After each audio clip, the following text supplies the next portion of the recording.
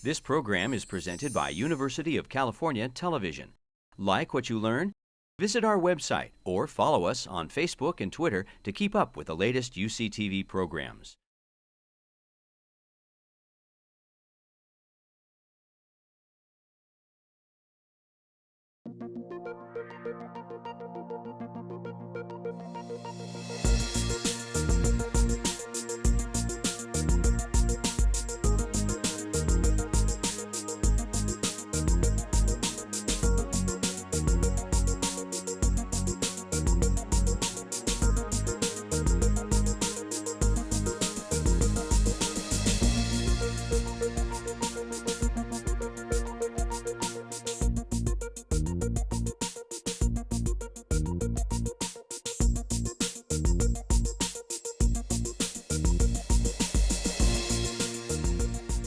My name's Loris Huang. I am one of the faculty in adolescent medicine, and I know that you've been hearing from several of the faculty from my group during this series.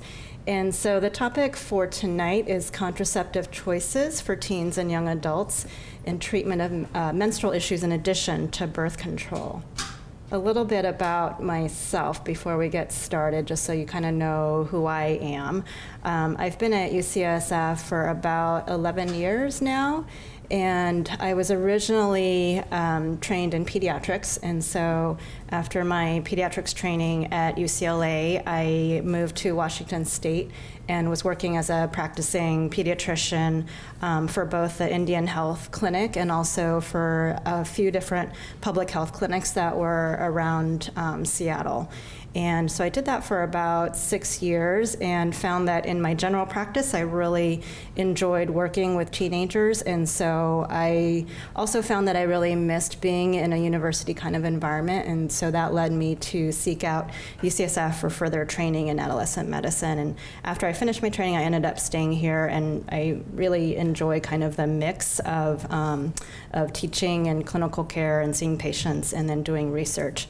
And for me, my area of research is in reproductive health, and especially around STDs and development of the cervix during adolescence. And so naturally, contraception is an important, part of that clinical care. So for tonight, what I wanted to do was to share with you what clinicians think about when we're considering how to choose really an optimal contraceptive method for a teen or for a young adult. And there are many medical conditions that are also treated using hormonal contraception, really for the purpose of treating the medical conditions, not so much for the purpose of contraception. And so the reason I wanted to talk about these issues is because in a clinical situation, we're really usually considering a lot of these different factors together. And so parents and patients often have a lot of questions about this. So to go over this topic, I'm going to cover all the different contraceptive methods in detail, and I'll be going from the perspective of the most effective methods of contraception to when working our way down to the least effective methods of contraception, and at the same time keeping in mind what all these different methods do to menstrual bleeding as well.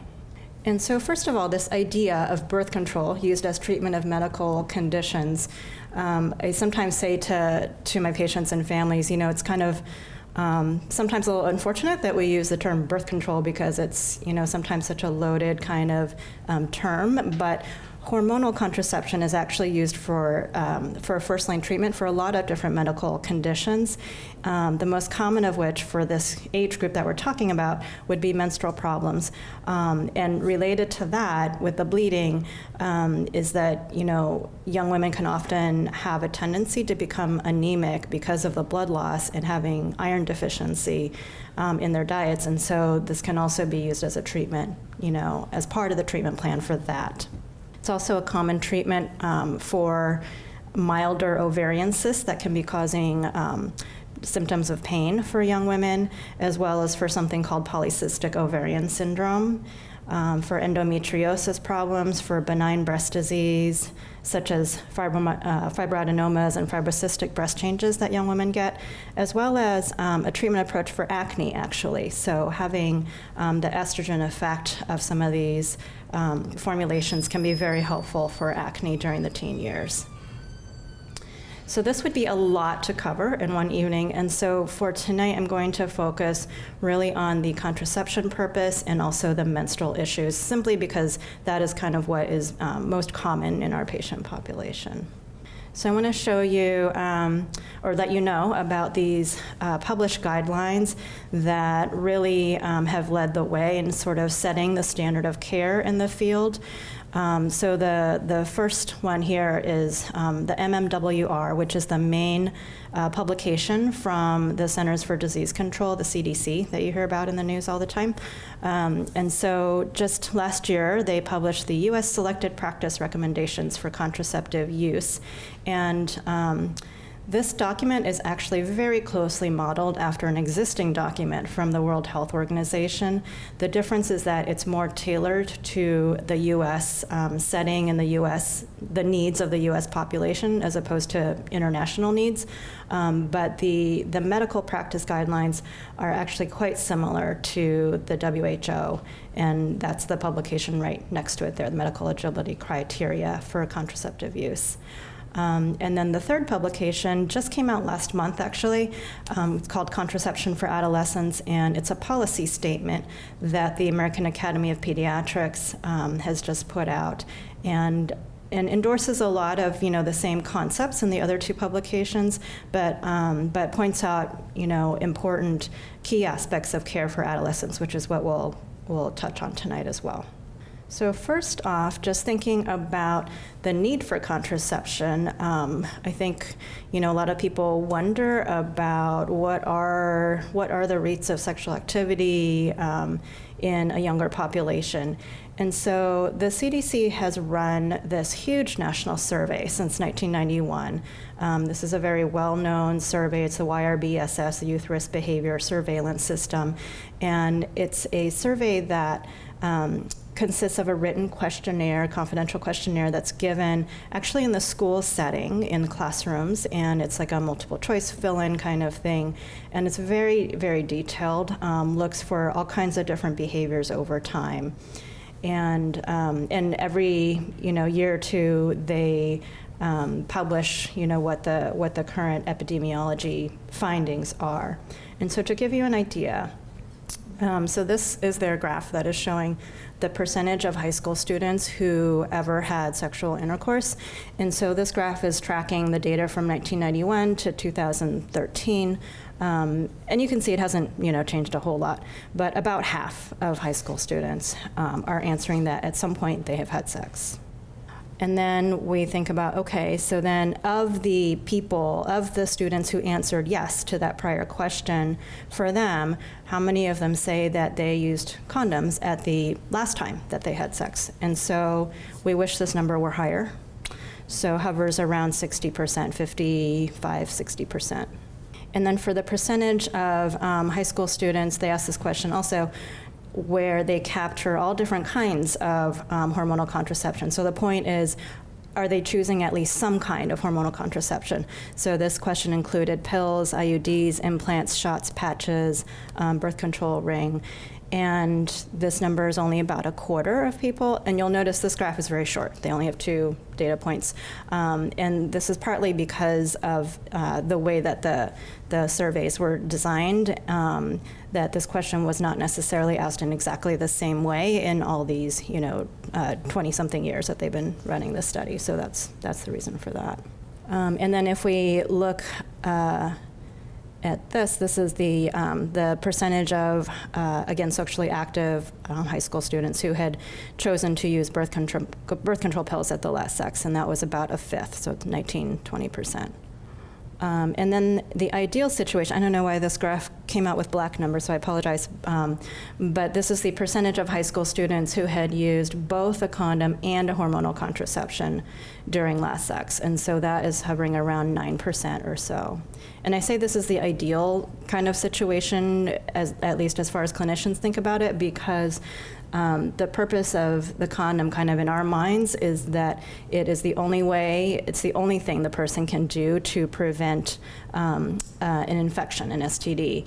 But then for the purpose of contraception, it's really the hormonal methods that are really, effective enough for us to feel like it's a reliable method. And so in an ideal situation, the person is using a combination of a condom and a hormonal method. Okay, so then looking at the flip side, because I said tonight we were going to talk about both contraceptive purposes and menstrual treatment. This is an example of how clinicians think about menstrual bleeding, because as you can imagine, people can have all different kinds of menstrual patterns. There's the traditional menstrual cycle that is 28 days and, a few days when it comes, and it's not super heavy that it interferes with the person's daily activities, doesn't cause them too much, discomfort. But anything outside of that, then you start to go, well, what counts as something that's abnormal? And so the medical term menorrhagia is talking about menstrual flow that is really heavy. So it's a lot of blood, or it goes on and on and on for many more days than the person would really, be more comfortable with. And the way we think about these bleeding patterns, we can talk about abnormalities with the flow. We can also talk about abnormalities with the interval between the menses. So menorrhagia would refer to flow that's heavy, but the interval itself is actually fairly regular. It's fairly predictable. So someone who is suffering from metrorrhagia, the flow may be normal when it comes, but the interval between the menses is really unpredictable. And so it could be, just 2 to 3 weeks in between, or it could be much longer than that. And the person really just doesn't have a good way to predict when it comes. And then menometrorrhagia would be both situations happening to the person. So as far as causes of problematic menstrual bleeding, there's potentially a long list. There are many, many chronic medical illnesses, organ kind of diseases. Anything that makes somebody systemically ill can cause disturbances in what the menstrual period is like. Certainly endocrine diseases, again, polycystic ovary syndrome, infections, so STIs can also cause bleeding because, as you can imagine, there would be inflammation of the genital tissues, and it's not necessarily that there's ovulation in a period that is happening, but more that the person has this symptom of irregular bleeding, which is really caused more by the inflammation of the tissues. Unfortunately, we can have situations of a forgotten tampon. That has happened sometimes. So a foreign body basically is what we would call that, and it's causing irritation and inflammation of the tissues. There can be polyps or other masses. There can be an abnormal pregnancy that is causing a funny pattern in the bleeding, and there could be poor nutrition or stress that is kind of throwing the cycle off, and then also competitive sports. Or a very common thing in young women is something called dysfunctional uterine bleeding. And so let me just show you a diagram of the menstrual cycle. So the purpose of this diagram is really just to give you the idea that for the kind of classic, regular, not too bothersome menstrual cycle, it's a pretty tight, complicated choreography of events. And so the first box on the top there is showing a couple of different hormones. LH is the luteinizing hormone, and FSH stands for follicle stimulating hormone. So this is the luteinizing hormone and then the follicle stimulating hormone. And so what this diagram is trying to show is from day 0 to 28, your classic 28-day menstrual cycle. What we have is the first part of this graph, like right where you see the kind of black and red lines kind of flat, is the follicular phase. And then with these spike of hormones right in the middle is when ovulation happens. And then the luteal phase refers to this kind of second half of the menstrual cycle. So I think my key message here is that with the LH and FSH patterns here, it kind of causes this cascade of events. And so the estrogens and progesterone that are released from the ovary are actually in response to the LH and FSH coming from another gland. And with this kind of curve in the estrogen, this curve in the progesterone, what we see at the level of the ovary is, small ovary at the beginning of the cycle, the follicular phase, which is talking about basically that the ovarian follicle is forming, and in the middle is ovulation, and then afterwards during the luteal phase is this structure called the corpus luteum, which will disintegrate if there is no pregnancy that happens.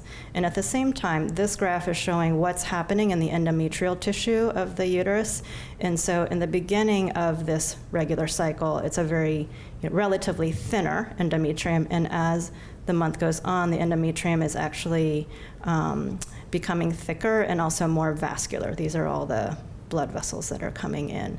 And again, if there's no pregnancy, then at the end of this, all of this sheds. And so that is what the menstrual bleeding consists of. It's this normal shedding of this endometrium, such that after that happens, then we're kind of at the beginning again. So here's the shedding right here, and then we're going on to the next cycle. So the point is, this is a pretty sequential kind of process, and it's kind of a domino effect because everything else affects the next thing. And so if there's anything that is out of line with that and kind of and not following this choreography, then what we're getting is this term that I'm calling dysfunctional uterine bleeding, which is actually quite common in young folks right after they have their first period of their lives. There is kind of a time period where this choreography doesn't really set up automatically right from the start. And so what can happen is that if these hormones are not all in sync, people can have irregular bleeding, kind of random, or more random shedding of this endometrium rather than this very smooth buildup and then this shedding at the end.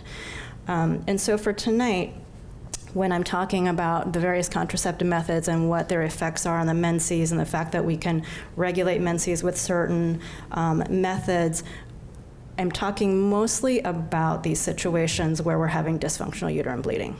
Okay, so taking a step back and thinking about how we're choosing a contraceptive method. So this, I think, is actually a very good description. The best method is the one that is medically appropriate. Well, obviously, we would not want to use anything that, the person has some medical condition that precludes us from using a particular hormone. So the best method is one that's medically appropriate but is used every time by the patient. And so for young folks, luckily, it's not too common to have a medical condition that precludes various choices. And so oftentimes what we find ourselves thinking about is really what is actually feasible for a person. If it's not going to be a method that they like, that they feel comfortable with, and they're not going to reliably use it, well, then what's the point? Because if it's not in the body, it's not going to work. A key tenet also in practice is to start as soon as possible. So you may have heard of the term barriers to healthcare. So one thing that's really important in young folks is making sure that we're not making it difficult for them to do what they need to do. Another key tenet is to give enough of whatever the method is to start and make it easy to get their refills, get their supplies and all that stuff.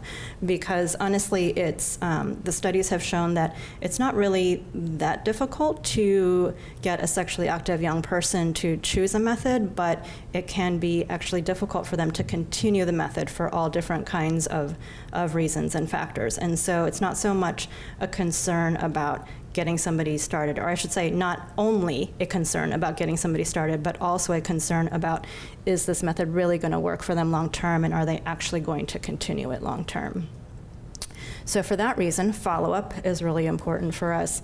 And as we talk about risks, it's also important to remember that pregnancy itself has risks as well. And tonight I'm not really talking about STDs or STIs specifically, but the other thing too is that STI prevention and screening go hand in hand together with pregnancy prevention.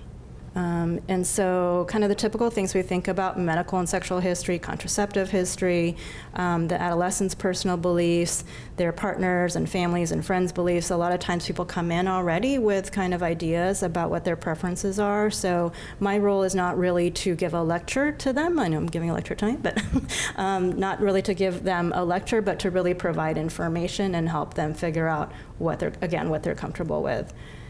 Age and maturity have a lot to do with what makes sense for them to use.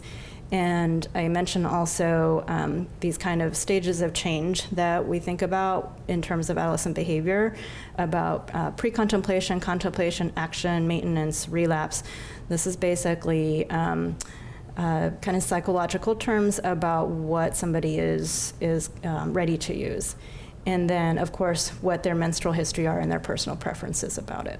When we think about efficacy of birth control methods, there is a commonly used term called perfect use failure rate as compared to another term, which is typical use failure rate.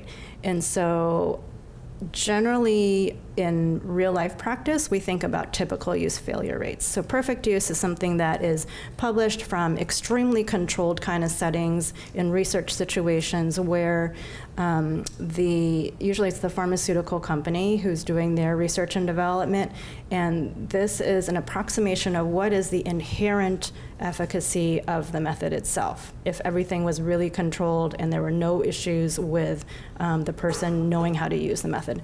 And then typical use failure rate is talking about in a real world setting. So many years after a method is available to the country, there can be large national surveys about what do people actually experience. If they say, yes, I've used this method for 1 year, then amongst those people, how well has this method really worked for them?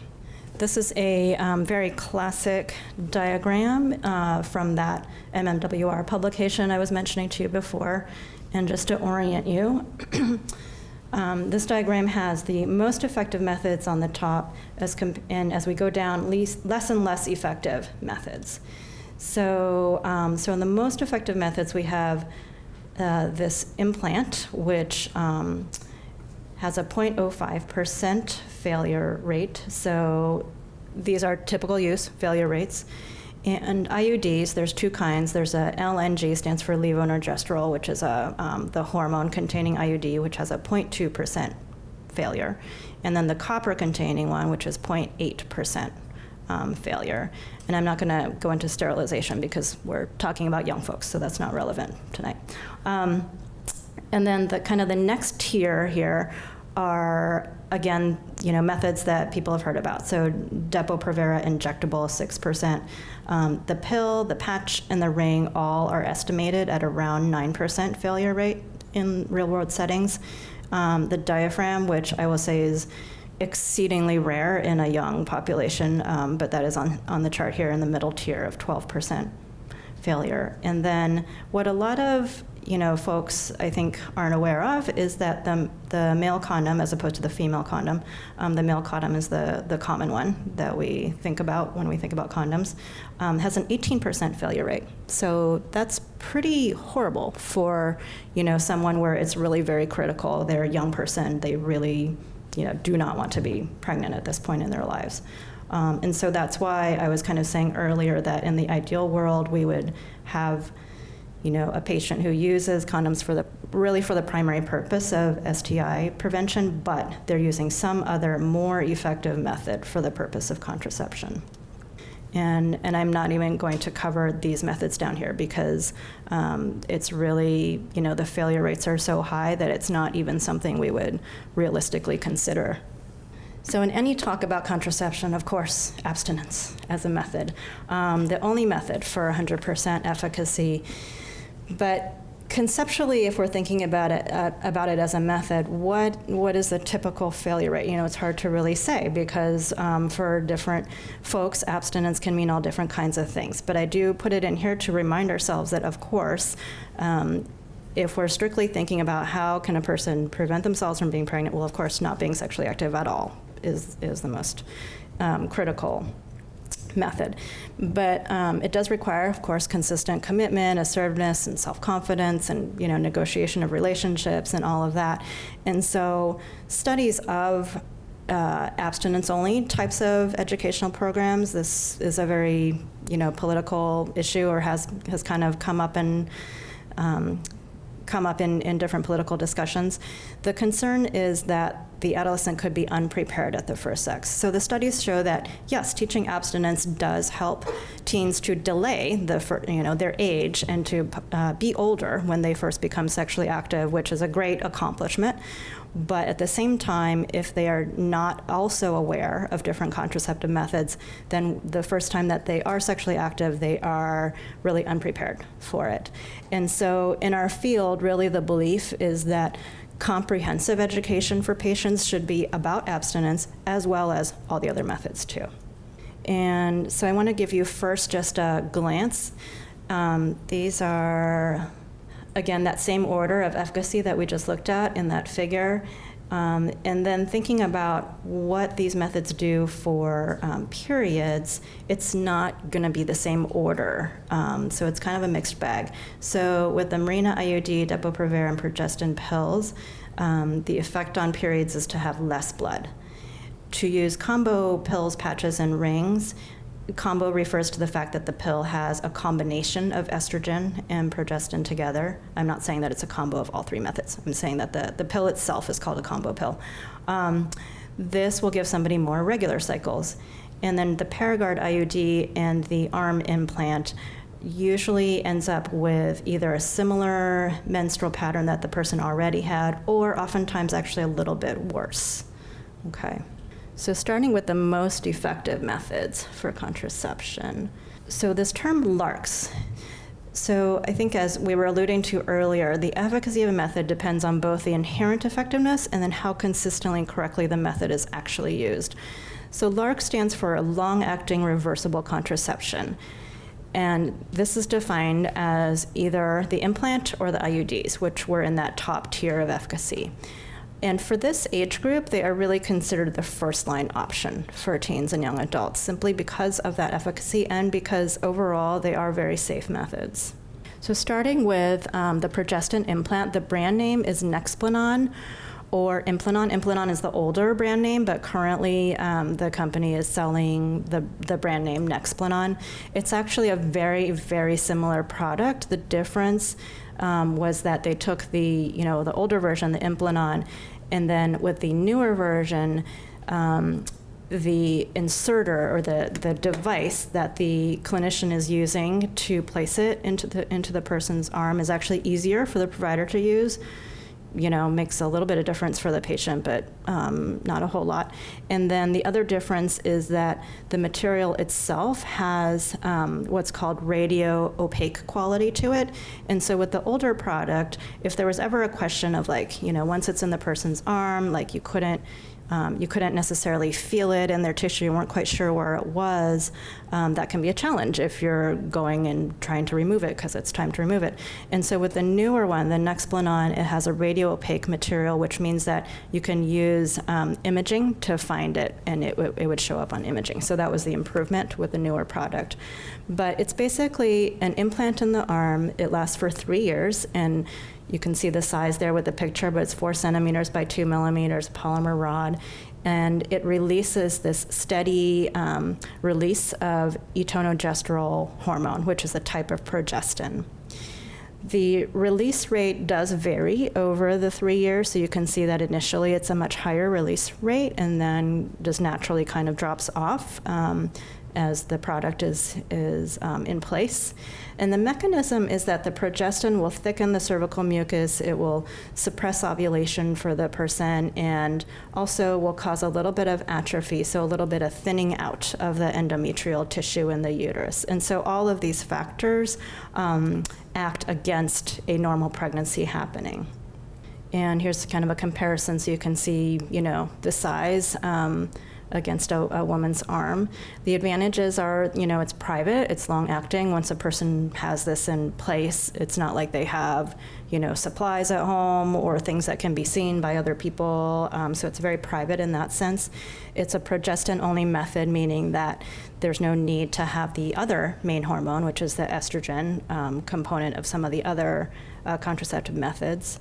And then also in about, a fifth, a quarter of women at 2 years into this will have amenorrhea, which means no periods at all, no bleeding at all. And so, for some people, I think that is a very attractive kind of possibility for them. But I think on the flip side, it's important for our patients to also understand that's only for 20-something% of women. And so kind of an even larger percentage of people actually have the opposite, which is irregular bleeding.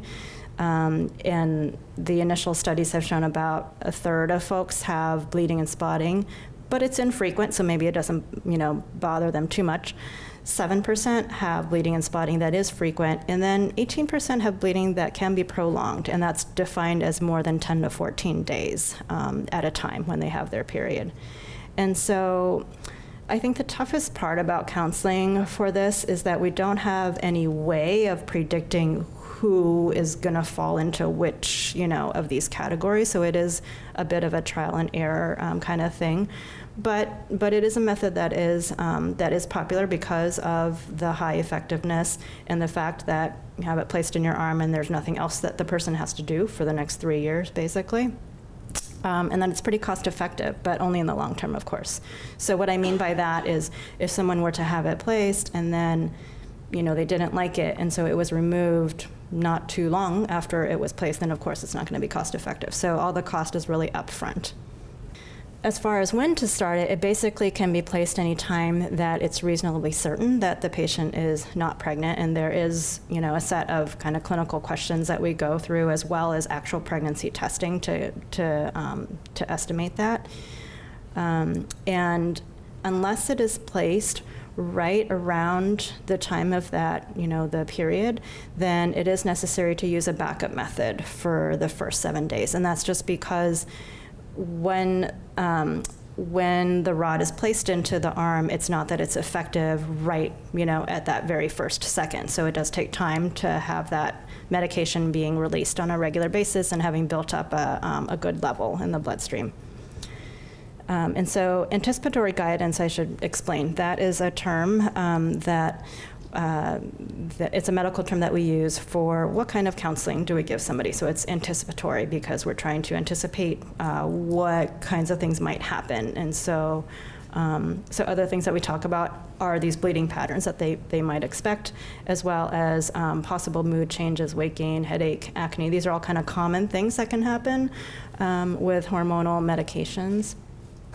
Hopefully, not in huge numbers, but it's a possibility, so we do counsel about it.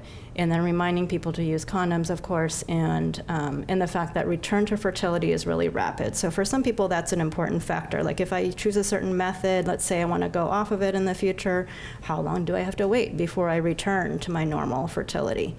And so none of these methods have any permanent effect on the fertility, but it's more how long does the person have to wait to really return to kind of their baseline state. Okay, and then for Mirena, so there are two kinds of IUDs, and this one is the progestin-releasing Mirena. Has a very similar kind of idea where the IUD itself, is made of polyethylene, but there's a medication reservoir, and so it's a way to deliver, a very steady, relatively low rate of progestin to the body. The mechanism is similar in the sense, because it's a progestin also, that it thickens cervical mucus and can cause endometrial atrophy. But the other thing is because it's sitting in this physical, T-shaped polyethylene piece of plastic that is in the uterine cavity, it also can interfere with sperm function and also with movement of the sperm in the egg, the ovum. Okay, so this one with the hormone lasts for 5 years, and the perfect and typical use rates are 0.2% failure rate on those. It is possible for IUDs to come out, so that's what the expulsion rate is talking about. But over the entire 5 years, it's estimated that a little bit less than 5% would come out accidentally. Similar advantage in that this is also private, because there's no way that anybody would know that a person has a Mirena. It's long-acting, 5 years is definitely a long time for a young person. Progestin-only method. The effect on the menses is that the menstrual flow typically decreases a lot after 3 to 6 months. And so at a year of use, about a fifth of folks have amenorrhea. This is not too different a figure compared to, the progestin arm implant, the Nexplanon. But the difference is that with Mirena, there isn't that whole other side of it where there's a, even greater number of people that last with irregular bleeding or problematic bleeding. So the disadvantage is that, yes, there's this irregular bleeding in the first 3 to 6 months, but for the most part, that goes away. And so in the long term, people will have less flow than what their baseline is. They may not be completely amenorrheic, but for the most part, people have less flow. And so that's a pretty big difference between these two products. This one also, we place any time that it's reasonably certain the patient is not pregnant.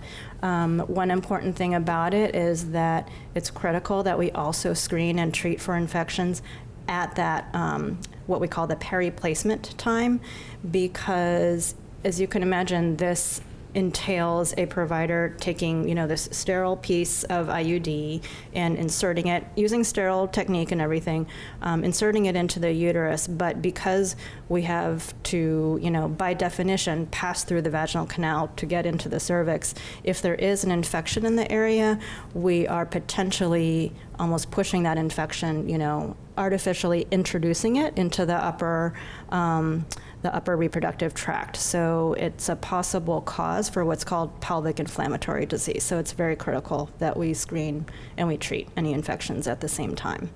As far as anticipatory guidance for this, also to use a backup method for the next 7 days, because again, this hormone needs to take time to kind of get going and reach appropriate levels. We do counsel people about the menstrual changes and how to be aware of the strings.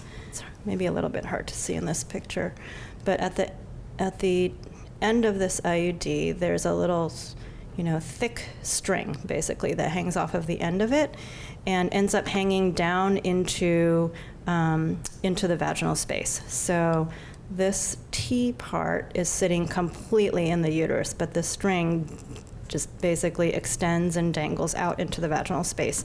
And the purpose of that is not only to have something to allow the provider to remove it at the end of the time frame of the 5 years, but also for the patient to be able to actually feel the strings themselves and be reassured that it has not come out, that it is still there.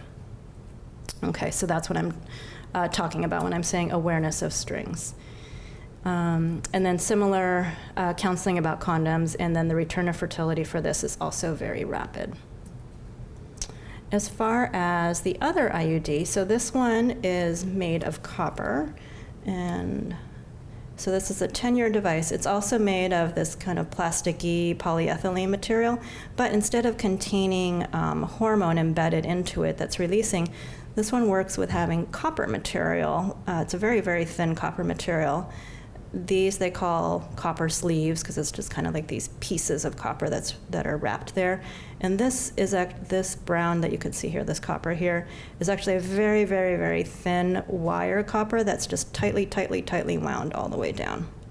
And then again, this one also has the strings coming off the end. So this method can be very appealing to folks who would prefer to not use any hormones because it works purely by having this copper material.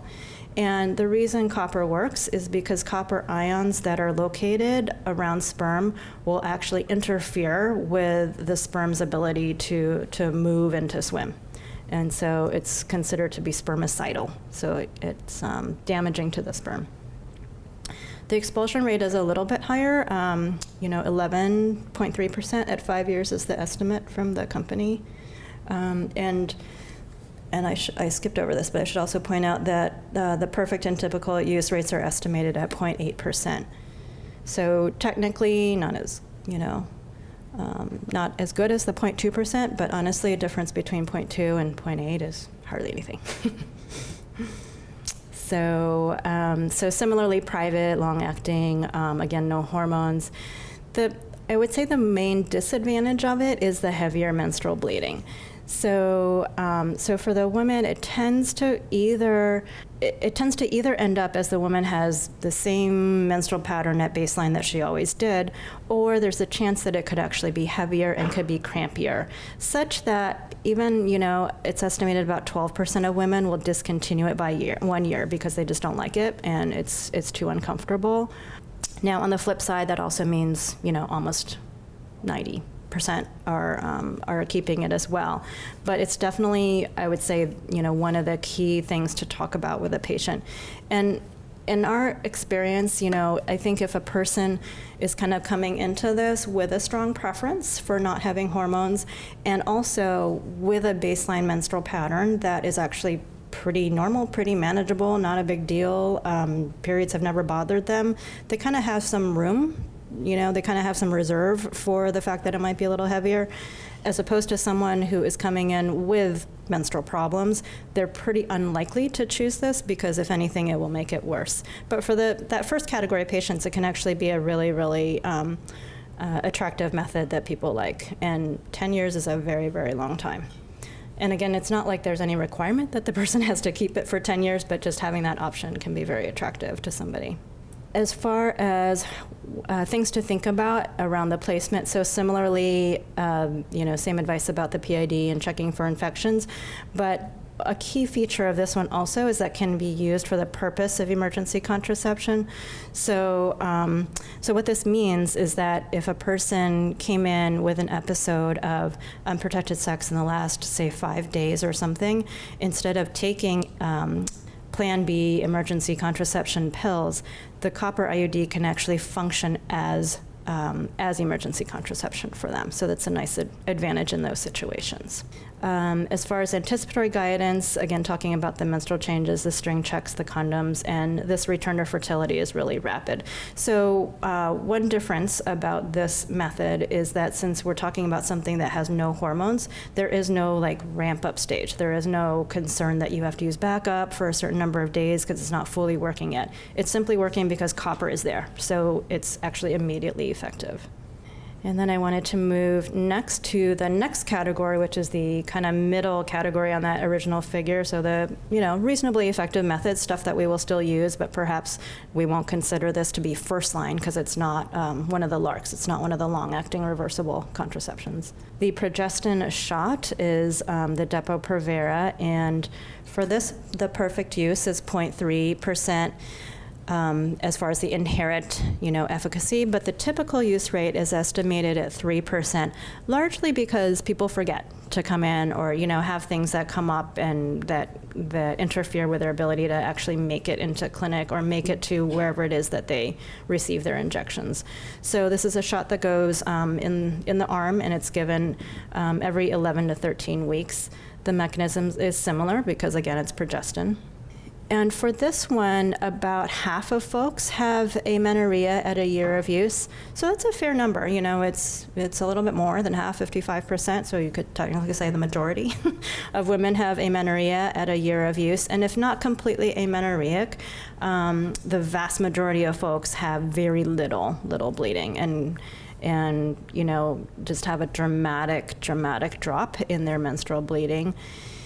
And what happens with this is that there is so much suppression of that endometrial tissue, there's so much endometrial atrophy that there really isn't anything there, to be bleeding out.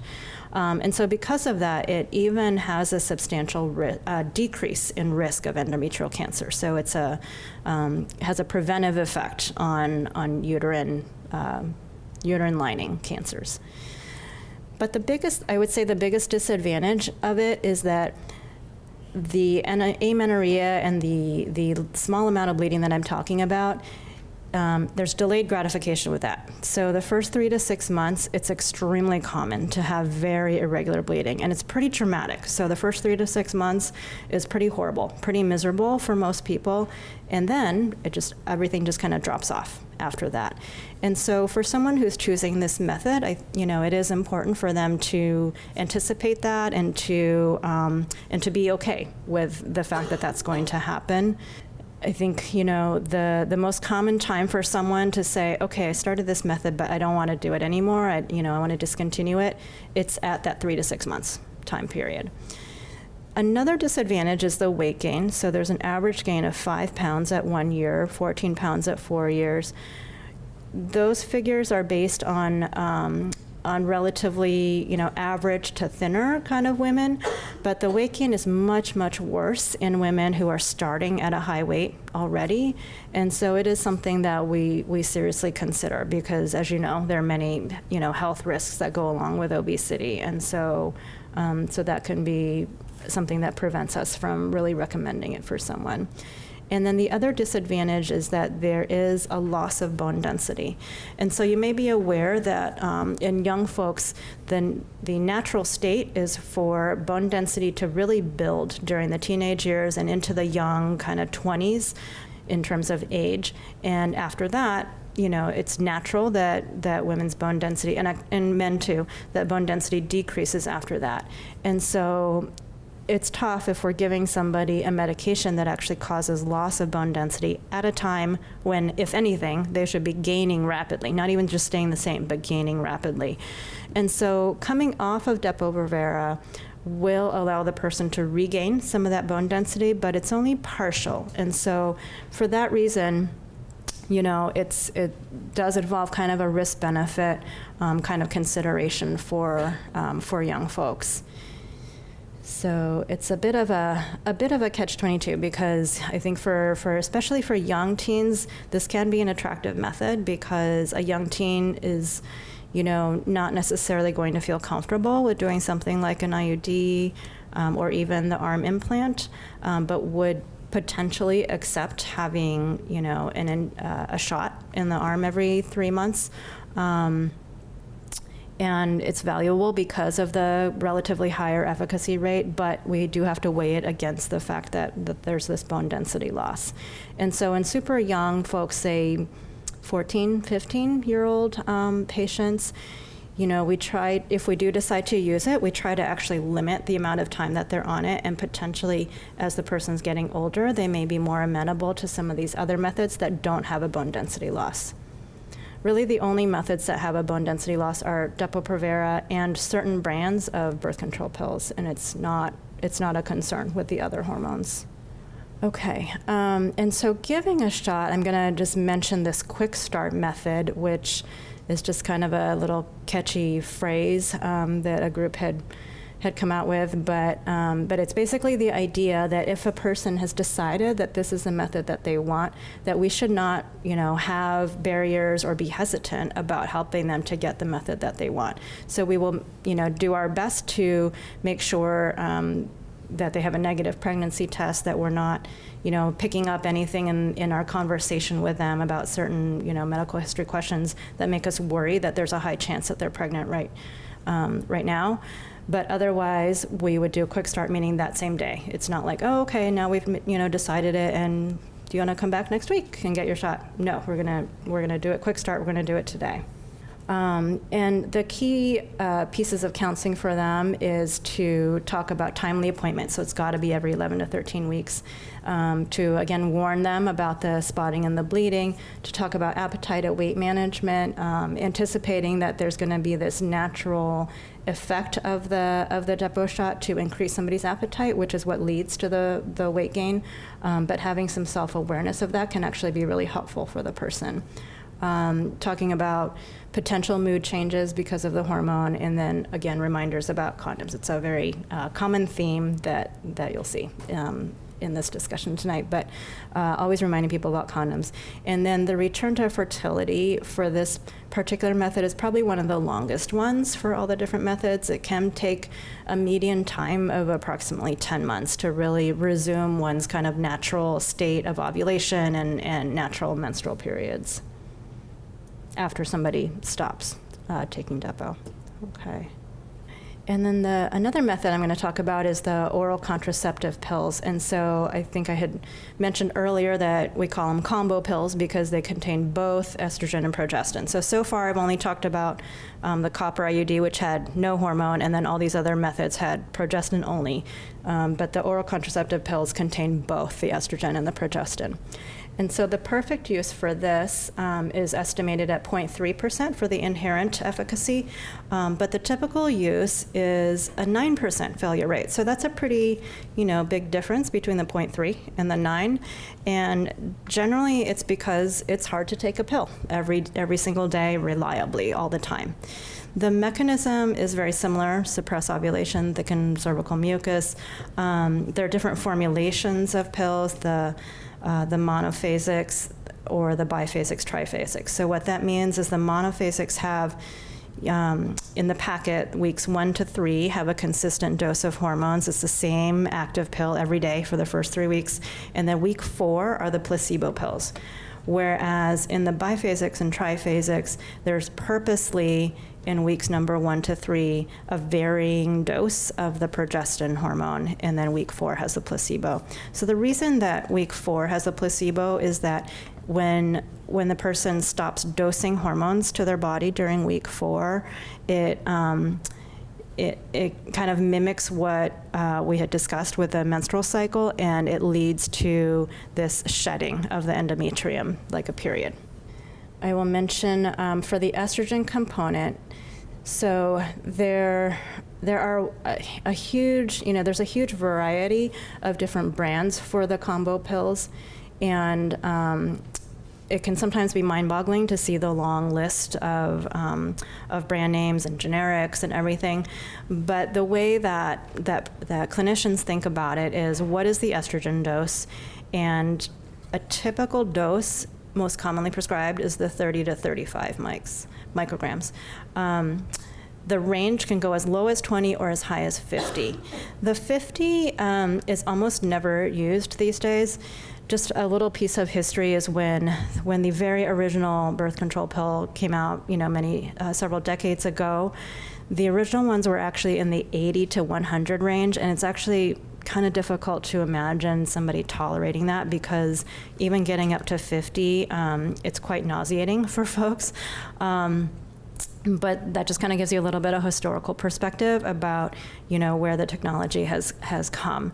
So typical dosing range is 30 to 35. For some time, there were some companies advertising, this newer kind of, low dose formulation, the 20 micrograms. The thought was that with the lower dose, we could still achieve a similar efficacy, but perhaps get away with less estrogen, meaning less estrogen side effects. But really what has come out is that there have been some, concerns about, again, this kind of loss of bone density that I was mentioning before, that we see in the 20 microgram level pills. It's also likely to be less effective in overweight patients. Just the dose is too low to really achieve good efficacy. And so initially, I think these pills were very popular because the hope was that, it'd be nice to have less estrogen side effects. But in practice, we're really, getting back to really a standard of more in the 30 to 35 range being the common thing to recommend and to start with. So the 20s are still on the market because, it is actually still useful to have that option if somebody does try a 30 to 35 and they're experiencing some of these estrogen side effects. It's nice to have that option to go to if we need to. But it's not usually used as like a first choice if somebody's not had any experience with that before. And then for providers, I give a similar talk to residents and interns who are training, but I usually point out to folks too that there's a different biological formulation of estrogen. It's called Menstrual, and it's a 50 mic amount is what's on the label, but it's biologically equivalent to what is the 30 to 35 ethinyl estradiol dose. There are many benefits of these combo pills, so regulates menses, relieves dysmenorrhea. Dysmenorrhea means painful periods. Menorrhagia, again, means heavy periods. It decreases the risk for ovarian endometrial cancer. It minimizes ovarian cysts, benign breast disease, and the symptoms that people get from that. And all of these things I just rattled off, the first four here, are really because we're basically dosing a regular cycle of hormones to folks. And so we're kind of taking over the menstrual cycle in a sense and just making it very smooth, very regular, without huge fluctuations in bleeding. And so that type of approach tends to regulate all these different things and regulates, it kind of minimizes ovarian cysts from going through its own cycle of getting bigger and smaller. And it minimizes little benign breast lumps from cycling through, painful times and then not so painful times. And so just kind of makes everything just kind of more mellow. And then also it's a good treatment for acne. It's actually used by dermatologists even as treatment for acne because of that estrogen effect, which counters any testosterone kind of effect, which is something that spurs acne. And so that's why it works for that. Hirsutism is a medical term that refers to hair growth. And so if there's excessive hair growth, estrogen can also counteract that as well. The return to fertility with this is really rapid. And so that's actually, part of why that typical use failure rate is so high at 9%, because if people forget a few pills or just simply aren't very consistent with it, that efficacy really drops off because the return to fertility, it's like the pills are quick on and quick off kind of a thing. So common side effects are nausea, breast tenderness, bloating, maybe worsened headaches, or increased appetite. The weight gain issue is really not something that is supported by evidence. Now, that being said, that means that in a large population setting, there is not this consistent weight gain that is seen, as opposed to the story with the Depo shot that I gave you earlier. But on an individual patient level, of course, talking to an individual person, really what matters to them is what happens to them, not what happens to the entire population of people that are on these pills. And so certainly we get lots of kind of personal stories of how, such and such person's experience was they really did gain a lot of weight on a pill. And so, some of our counseling around this is that, okay, it's not a population level thing, but certainly person by person, there can be a different experience. And the reassurance that we give is that none of these choices are ever permanent anyway. And so, we don't have a way to predict who is going to have certain side effects or not. And so as long as we are staying in good contact and having adequate follow-up, that is something we can help the person manage and to get through. Probably the biggest, not biggest, the most serious kind of risk that we think about with this estrogen component is the risk of VTE, which is the medical term for a clot, basically. And so I say the most serious because, yes, it has very, very serious implications, but luckily it's rare. So there is definitely an increased risk anytime somebody takes estrogen, but we're talking about a change from, this number per 10,000 to this number per 10,000. So yes, there is a significant risk, and I do, teach our trainees to really talk about this with people, because certainly people deserve to be aware of that and should be aware of that. But on the other hand, this absolute number is still very small. And so the other thing to know about clots is that they're more likely to happen, if they're going to happen soon. So it's more likely to happen during the first year of OCP use, and patients can feel, relatively reassured if they've been on something for a very stable, long period of time and not had any problems. It's really unlikely that they would suddenly develop a problem. This risk also goes very closely with what the actual estrogen dose is. And so this is what we would say in medicine is there's a dose-response relationship, meaning that there's a very linear relationship. With the higher the estrogen dose, the higher the risk. And so that is one of the reasons why, when I was showing you this slide of the different doses, there's really no reason for us to use the 50, and why would we want to incur, this additional risk? As far as counseling people about clots, it's really not sufficient to say, okay, well, this will increase your risk for clots, so you should let me know if you have any symptoms. I mean, people wouldn't normally know what symptom to pay attention to. And so ACE is just the mnemonic that we teach our trainees as a way to remind ourselves of what symptoms we are thinking about. So A stands for abdominal pain, C is chest pain, then headache, and then eye vision problems and swelling. And this is not your run-of-the-mill abdominal pain or chest pain or, a little chest ache or something, but really something that is out of the ordinary, something that is really quite severe. And so we stress to patients that if they ever were to experience any of these things, we would take it very seriously, and we would want them to be in touch with us the day that happens and not wait, a few weeks until their appointment or something. I'm not going to read this entire list to you, but to give you an idea of what clinicians are thinking about.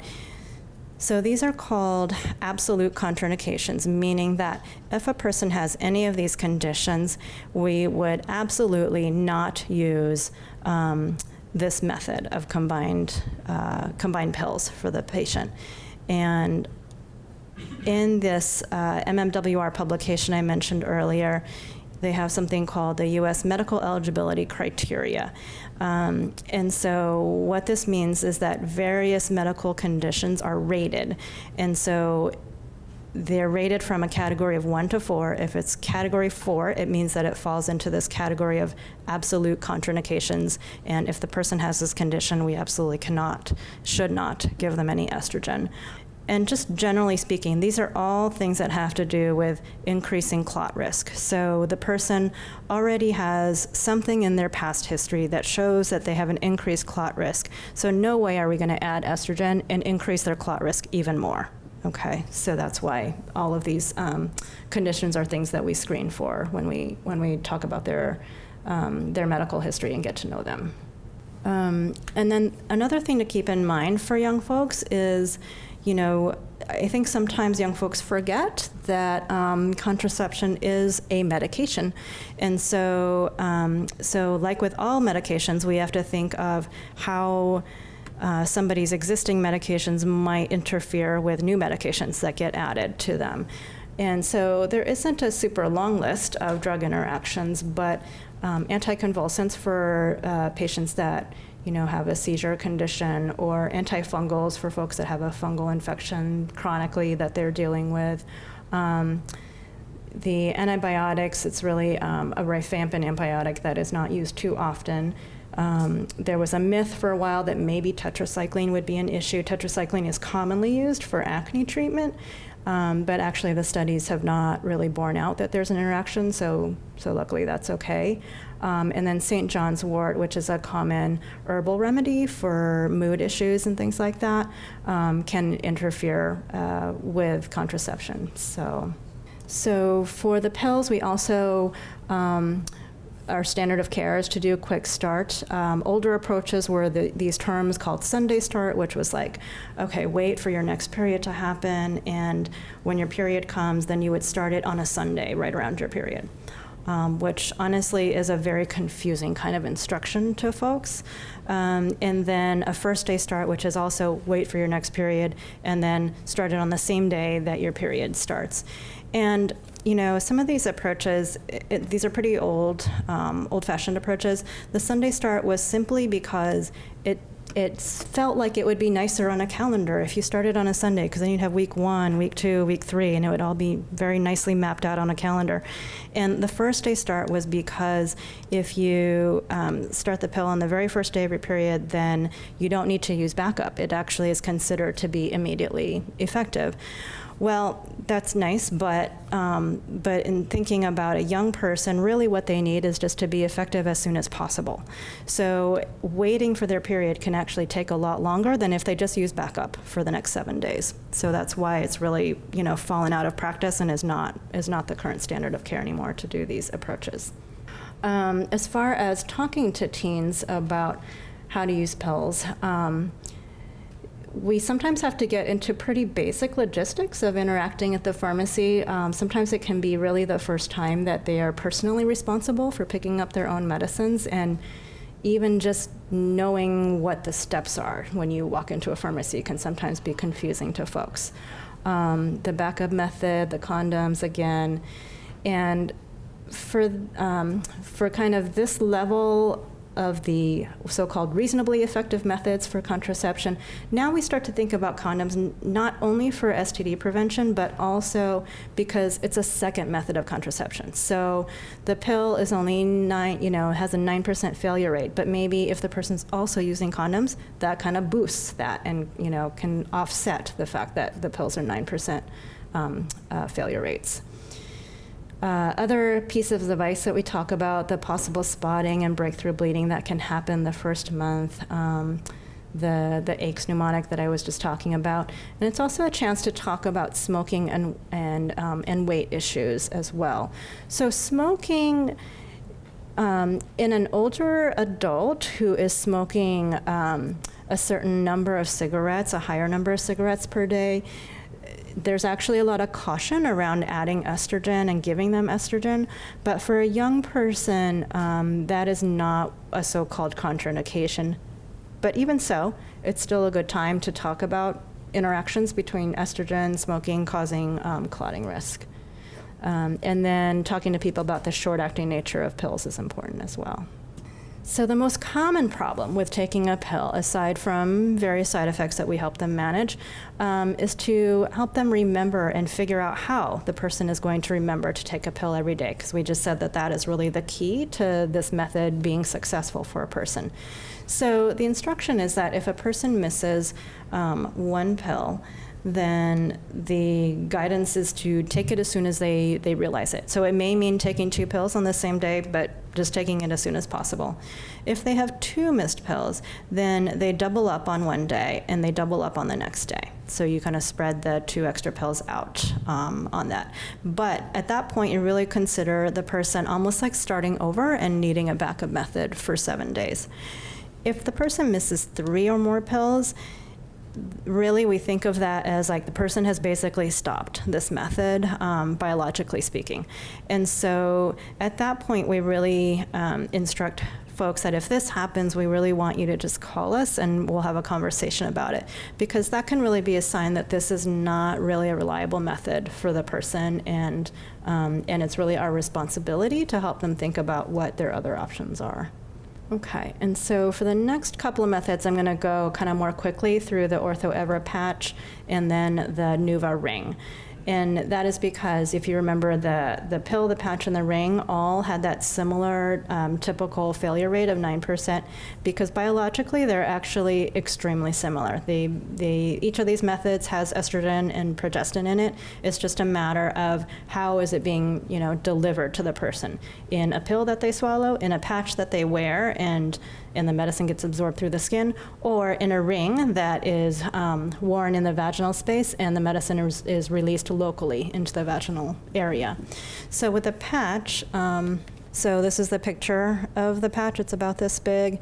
These are just the marketing photos from the company, basically that it can be worn pretty much anywhere on the body, except that we caution folks not to place it near their breast area, just because the local, passage of the hormones, the absorption through the skin, can be kind of irritating and cause tenderness in breast tissue, because breast tissue is so hormone responsive that it can have that local effect. But other than that, it's pretty much anywhere on the body. So the patches are worn for 7 days, and so thinking again about that kind of 4-week layout, the 28 days of the monthly cycle, the person would wear a new patch on week 1, a new patch on week 2, a new patch on week 3, and then week 4 they would purposely not put anything on their body, and that would be the week where they have what we call that withdrawal bleed, where they have something that looks like a period. Because the ingredients are similar, it's all the same mechanism, benefits, side effects that we talked about with the pill. The advantage is the 7-day dosing. The exposure to estrogen is actually a little bit higher compared to the pill, and so because of that, there's actually less breakthrough bleeding long term. And the 7-day dosing idea initially was the thought that, well, with a patch, you don't have to remember to take a pill every single day. It's the same biological effect, but you don't have to take a pill every day. So it should be easier for people to take this, and our typical use failure rate should be better. But I think in practice what has happened is that it really depends on the person. I think some people are really challenged with taking a pill every day and like just remembering a patch on a certain weekday every week. And other people find it actually harder because they would rather just take a pill every day. You just do the same thing every day. You don't have to keep track of what day of the week it is. And for that kind of category of folks, it's actually harder for them to remember a patch because they forgot that it was Monday and they were supposed to change it, So I think it could really swing either way with that. The disadvantage is that providers are cautioned against prescribing the patch for folks who are higher than 198 pounds, just because there is a drop in efficacy, and it has to do with kind of absorption of it through the skin. Okay, and so what I was saying before is that the patch does have kind of a higher exposure to estrogen. Initially, the initial hope was that with patches, when you measure the blood level of estrogen that is circulating in folks, patch users actually had a lower serum concentration of estrogen compared to women who were taking the daily pill. And so the idea at first was, maybe this would be better because it would actually be a lower exposure. But really what was discovered is that even though it's a lower level, it's a very consistent lower level. And so the total exposure is actually higher than someone who's taking a pill that is like spiking. And I'll actually show you a diagram of this. So the green is indicating, actually first let me just show you this. This axis is the estrogen concentration. So if we were going to track the level of estrogen in the bloodstream in somebody taking these methods. So the green is the pill. So the person takes the pill and the concentration goes way up in the bloodstream. So remember, the pill is the quick on and the quick off. So each of these spikes is representing a day, a pill. So these are like, 3 pills are represented here. The patch is the red. So it's a kind of a smoother, more consistent, lower serum concentration of the estrogen that's there, but it's consistent. It never, goes up and down. It's really pretty level. And then I haven't gotten quite to the NuvaRing yet, but we'll get there. With the NuvaRing, it's also a consistent level, but it's actually even lower consistent level than the patch. And so the concern now is that this concept of the AUC, the area under the curve, is that if we were to shade this in, that would represent a larger kind of area than if we shaded in these little, area under the curve on the green spikes, which is what this graph is getting at here. So these bars are ring, patch, and combined pills. So ring has the lowest serum concentration, patch has the middle, and pills have the higher. But when we calculate area under the curve, yes, the ring is low, but actually the patch is very high, higher than what the pill area under the curve is. And so that's the issue with the estrogen exposure there. As far as starting the patch, we also do a quick start method as soon as possible for folks. Around counseling and logistics, we try to have kind of a purposeful conversation about choosing a patch day, not just, today I happen to be in the office on Wednesday and tomorrow I'm going to go pick it up Thursday, so I'll just start it Thursday. Yes, that would get the person started as soon as possible, which is nice, but maybe Thursday is like always the day that they have like their crazy schedule, and that is not a good day to designate as their change day, because once you start it, that is your change day. And so you want to have kind of a purposeful decision about what day of the week is going to be a good, convenient day to always, increase the person's chances of remembering to change the patch. I sometimes get questions about, what if the thing falls off? How could it possibly stay on my body all the time? I can do sports, I can swim. And so there were actually some studies about how often it would detach. And so the N is the number of women in this pretty large study. This is during the time frame when the patches were being developed. And so 3,000 women over a long period of time went through 70,000 patches, and these were the rates of detachment for them. So pretty low considering. And then I thought this one was funny. This study is called Centers with Warm, Humid Climates. And so they chose all these states with warm, humid climates. And these detachment rates were not too much worse off. And this was just a little study, just only 30 people involving 87 patches, but purposely done in a gym, so lots of exercise.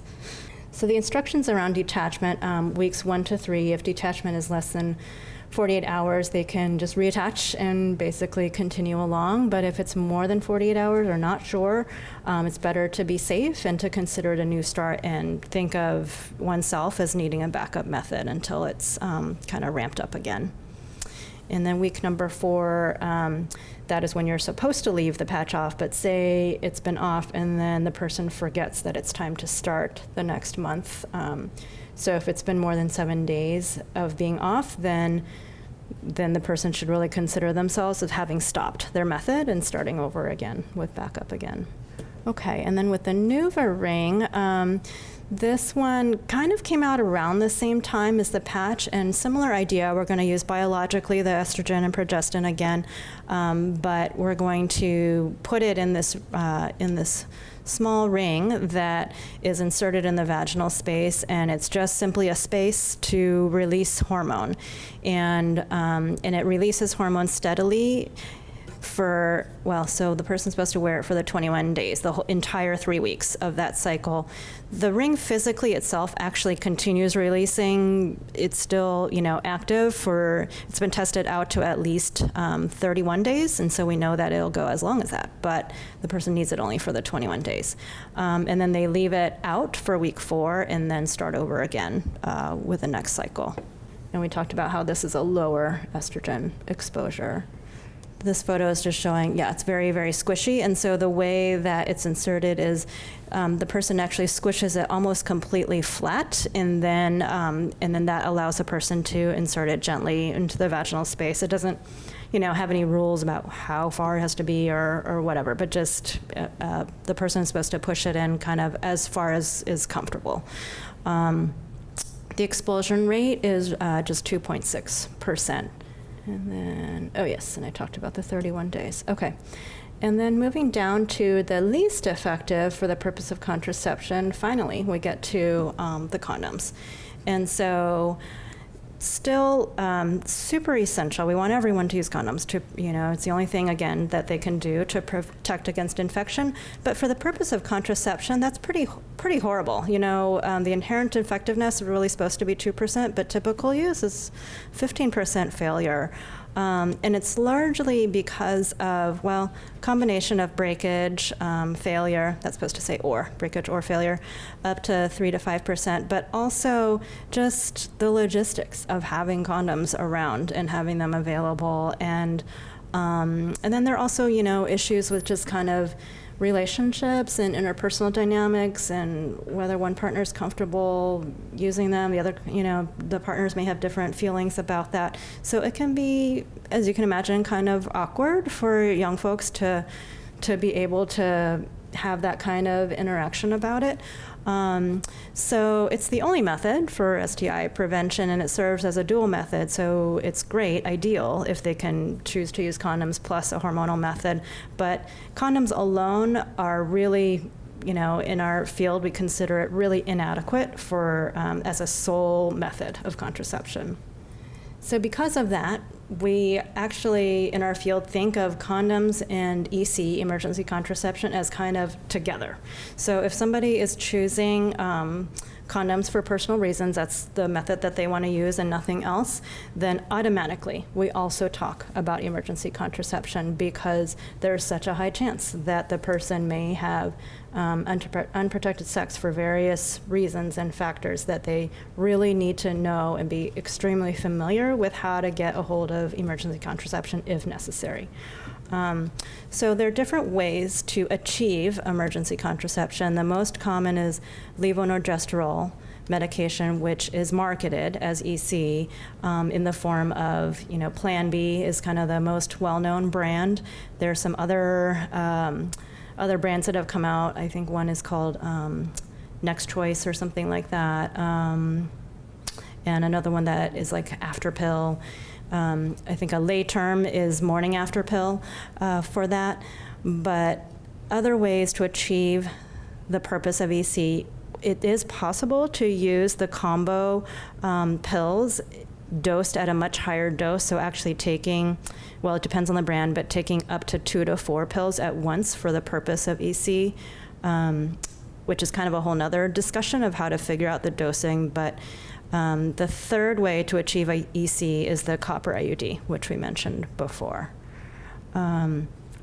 But if a person were to come to us and they, just had an episode of unprotected sex in the last 5 days and we're giving them EC for that purpose, then we would do a pregnancy test now, but we would repeat it again in 2 weeks, because if a person were to become pregnant, it is possible that it does not show up in a pregnancy test for at least 2 weeks, because the pregnancy test is basically looking for a pregnancy hormone to be present, but that level of hormone needs to reach a certain level before it can be detectable. So that is the kind of limitation of a pregnancy test, and so that's why it needs to be repeated in 2 weeks. So again, as part of visits with young people who are coming for EC, a key message of ours is that EC is so important. You must know about it because things happen. You try to the best of your ability, but things happen, so you need to know about EC. But EC should never be considered as an actual birth control method. First of all, because it's not successful enough for it to be a reliable method. But second of all, because there are so many other much more appropriate methods for the person. Okay, so anytime that a person is in a situation where they need EC, it's the opportunity to discuss, okay, and then in the future, how are we going to get you to a place where you're using something reliable and you're not going to be in this kind of scared situation again. So levonorgestrel I mentioned is the Plan B product. It can be used up to 5 days after unprotected sex, and the mechanism is to try to block ovulation from happening. Okay. This is a graph just to demonstrate another key counseling point for folks. So the last thing I want a patient to hear is, oh, okay, I can take it up to 5 days. I have up to 5 days to go get it. The sooner, the better, because this is showing basically, if a person takes it at 0 to 12 hours after unprotected sex, or 13 to 24 hours, or all these hours kind of categories, up to, this graph goes up to 3 days, you can see that the failure just goes up very, very linearly. And so that's why the sooner the better. And it's not that it's equally effective for up to 5 days. It's more that beyond 5 days, it's kind of not worth it anymore, because the failure is so high at that point. Okay, and this is just another way to depict this. The last graph was only out to 3 days. This goes out to 5 days, but it's put into, a chunk of 1 to 3 days and a chunk of 4 to 5 days. And the 2 bars, there used to be, so nowadays we use a 1-dose levonorgestrel. There used to be this 2-dose kind of formulation, and so this study included both of those formulations. But nowadays the 1-dose is really the standard of care. Okay, as far as side effects, yes, the person can be nauseated, and yes, there can be sometimes some spotting with it, but generally these are pretty minor side effects, and folks who are in this situation, it's really worth it to them to have this little chance of some nausea and some spotting.